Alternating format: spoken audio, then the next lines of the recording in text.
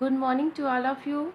Today our topic is water pollution control में कुछ प्रोनोलॉगस हैं उसको हम देख लेते हैं आज।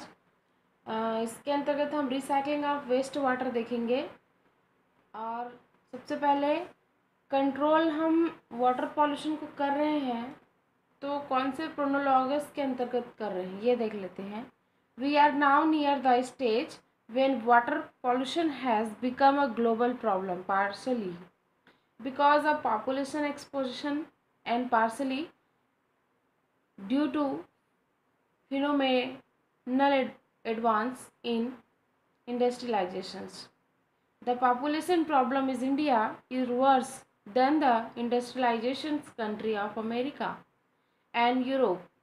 The natural aquatic environment has been affected adversely by man activity.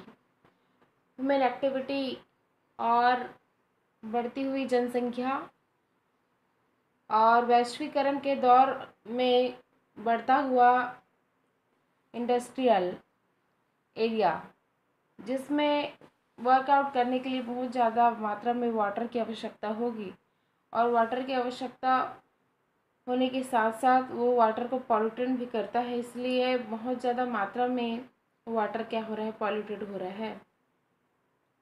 In India 70% of the pollutant load of reverse. India में 70% नदियाँ जो है वाटर पॉल्यूटेड हो रही हैं, पॉल्यूटेड लोड है। पॉल्यूटेड लोड जो है रिवर पर है, लेक पर है and stream is from domestic waste. So obviously it is of no use to apply strict law only to industry if municipalities are give free reason to discharge their domestic waste into water without any treatment. Any treatment हम use करके या कोई water pollution control act follow करके water के pollutions को pollute water के polluted part को pollution होने से बचा सकते हैं, वाटर पॉल्यूशन को कंट्रोल कर सकते हैं। देख लेते हैं। फर्स्ट, जब वाटर पॉल्यूटेड होता है तो हम उसको रिमूव करेंगे। सबसे पहली तो removal of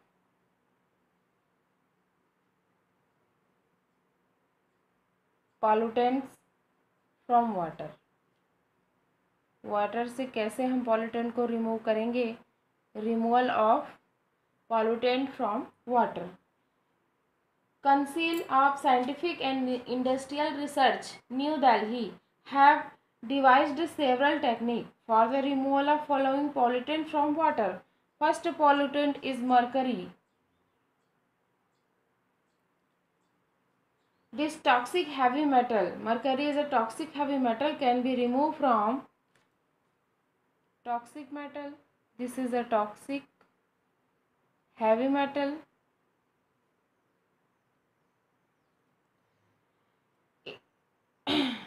It can be removed from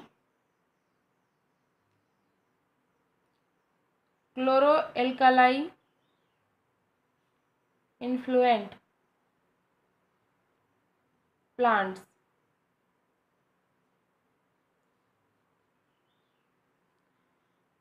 Toxic heavy metal chloroalkali influence plants by applying mercury selective ion exchange resin. इस पर मरकरी को जो है हैवी मेटल से जो वाटर के पॉल्यूटेंट है इसको हम रिमूव करने के लिए अप्लाई करेंगे। उस मेथड का नाम है ion exchange region. Ion exchange method region. Next है ammonia.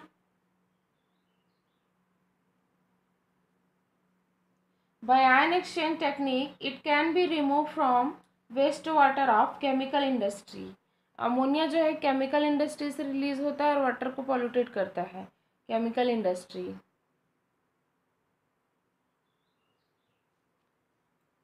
NH3।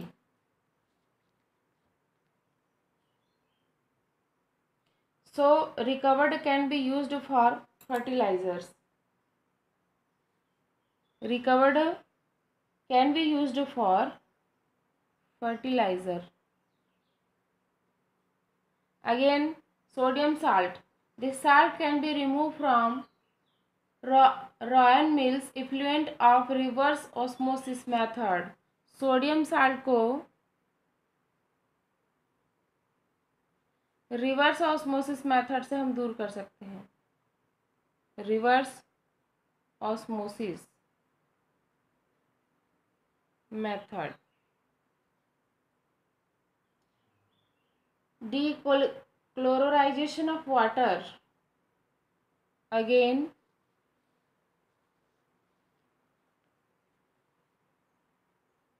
dechlororization of water. The wastewater from printing industry could be decolorized by electrolytic decomposition technique. This decolorization of water को हम जो है इलेक्ट्रोलिटिक डिकम्पोजिशन टेक्निक से इस pollutant को हम दूर कर सकते हैं. Electrolytic decomposition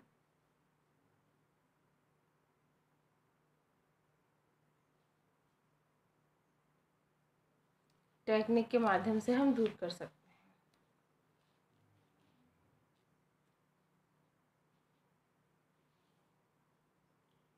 Using solar power, solar energy used for purify the pollutant wastewater.